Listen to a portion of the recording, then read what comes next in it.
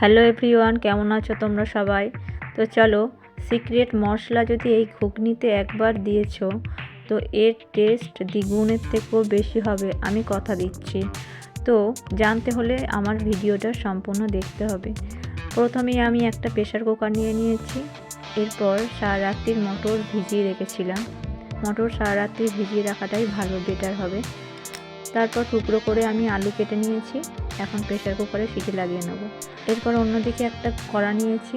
এরপর নিয়েছি দুটো শুকনো লঙ্কা, এলাচ, কিছুটা গোলমরিচ আর দুই থেকে তিনটে হচ্ছে লবঙ্গ, আর নিয়েছি একটা তেজপাতা, গোটা ধনিয়া আর গোটা জিরে। এটাকে আমি ভালোভাবে ভেজে নেব। আমি ঠান্ডা করতে দেব। এর মধ্যে আমার মটর সিদ্ধ হয়ে এসছে। এখন নিয়ে নিয়েছি কড়ার মধ্যে তেল গরম হয়ে গেছে। নিয়েছি দুটো তেজপাতা আর 1 চামচ গোটা জিরে।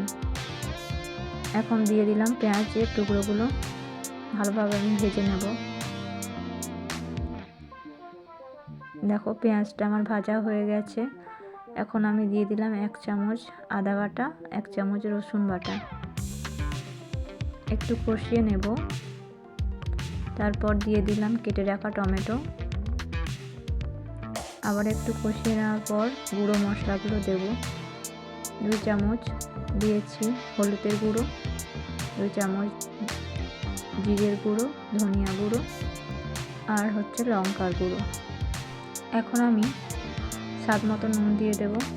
আমি 2 চামচ নুন দিয়েছি, আপনারা আপনাদের মতো টেস্ট অনুযায়ী দিয়ে দেবেন। সামান্য একটু জল দিলাম। ভালোভাবে কষিয়ে নেওয়া হয়ে গেছে আমার মশলা। এখন দিয়ে দিলাম সিদ্ধ করা মটরটাকে। এর মধ্যে আমি আর একটু জল অ্যাড করব।